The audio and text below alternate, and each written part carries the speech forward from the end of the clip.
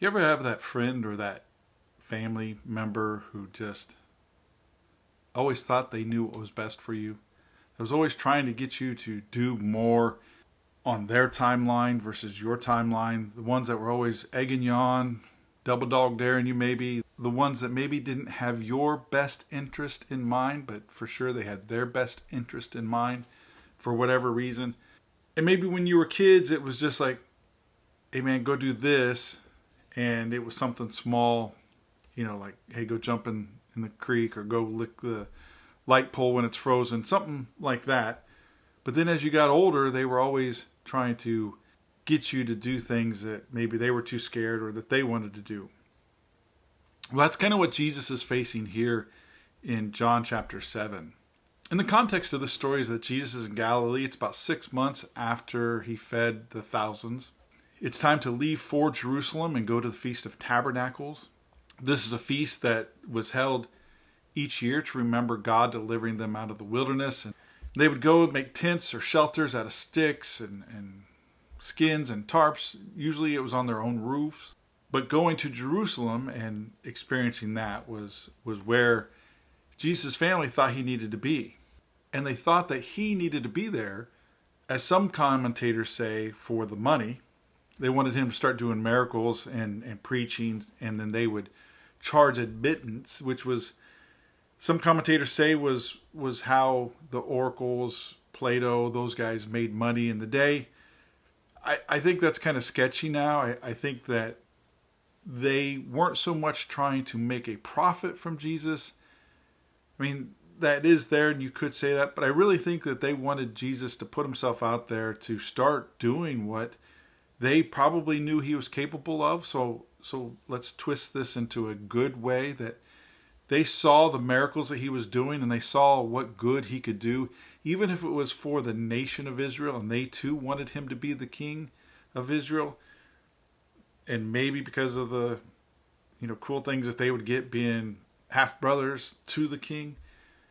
But my point is, they wanted Jesus to do something that they wanted him to do. They were trying to convince him to go there and do things and get a name for himself and to build his popularity. And Jesus' answer to them was, nope, it's not my time. And he tells his family, he says, look, your time is now. You can go and do what you need to do. But it's not my time right now. I got to wait. And he explains to them that part of that is because at that moment in Israel, he was not well liked. And he says that the world doesn't hate you, it hates me. What he's talking about is Israel and the people that were there. The leadership, those that were in power, they hated Jesus because of what Jesus was doing to their power structure. Their livelihood was based on how they were teaching and what they were doing, and Jesus was proving them wrong, which probably was causing doubt and dissent in their followers, which caused them to lose power. So Jesus' family gets tired of trying to get him to do what they want him to do, and they leave for the festival, and Jesus follows not far behind. Then about halfway through this 8-day festival, Jesus does something extraordinary. Jesus goes to the temple, and he starts preaching publicly, which is kind of what his family wanted him to do, in full sight of the leaders who wanted to arrest him, in full sight of the crowds who wanted to make him king. And the crowds are amazed at what he's saying. They're in awe of his teaching, and they're saying, how can this man know so many things, and he hasn't even had any formal training? Because remember, they just see him as Jesus from Nazareth, a carpenter, the son of a carpenter. And so the crowd, being amazed, they ask him, hey, how do you know all this stuff? And he says, hey, this teaching isn't mine, but it comes from God the Father. It's coming from heaven. And he says, anyone who is really following God will know that what I'm saying is true. And he tells them that someone who speaks on their own authority is chasing their own glory. And so what he's trying to tell them is, if he was trying to take the credit, he was seeking glory for himself. This might be a subtle sideways jab at his brothers, but he says, someone greater than me is telling me this, and I'm just telling you what he is telling me. And then he goes back to the controversy of healing the man on the Sabbath, and he talks about the story of them bending the rules to circumcise someone so that they would be ceremonial clean on the Sabbath. But when Jesus, tried to heal a whole man and make him whole and to change his entire life on a Sabbath, they wanted to arrest him. And so he says, stop judging by appearances, but judge the right way. Basically, use your mind and your heart. So I think there's two main things that I want to pull out of this. Is one, Jesus was never into this for the money or glory for himself. He was always pointing to the Father. And then later on, when the Holy Spirit was going to come, he always talked about the Holy Spirit. And he was always humble in saying all that. He never was really one to demand worship. He was never one that tried to seek glory and power. And the miracles that he did, yes, they were trying to fulfill prophecy, but I think the miracles that he did were always trying to help people. And I think that's important. He wasn't doing it to show off. He wasn't doing it to get glory or to get money. He was doing it to help those people. And John tells us at the end of his gospel that Jesus did so many miracles, not just the ones that are written down in the Bible, but he did so many miracles that there's not enough paper in the world, or even if there was enough paper, the world couldn't hold the amount of paper that it would take to write down all those miracles.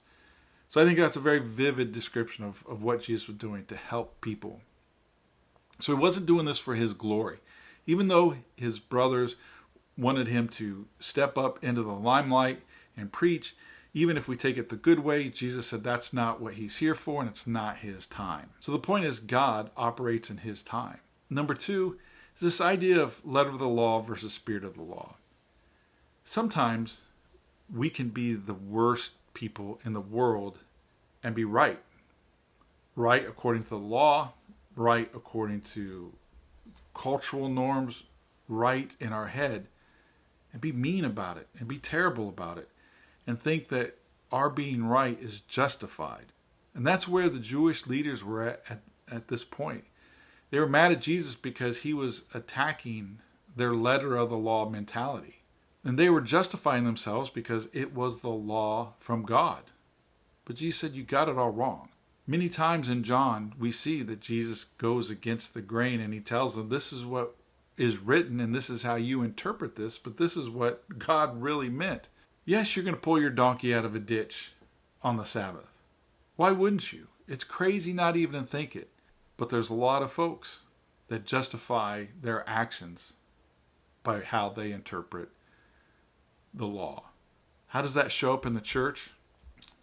Well, with rules like you have to dress this way. You have to act this way. You have to memorize this many verses. You have to know this doctrine. You have to give this much money. You have to come to church this amount of time. Those are the types of things that are the letter of the law versus spirit of the law. And I'm not trying to water down the gospel or anything like that. What I'm saying is that we can use the law as a deadly weapon, where Jesus tries to show us that the best thing in the world are mercy and grace. And so may you go this week knowing that God's always on time and that mercy and grace are much better than rules and regulations.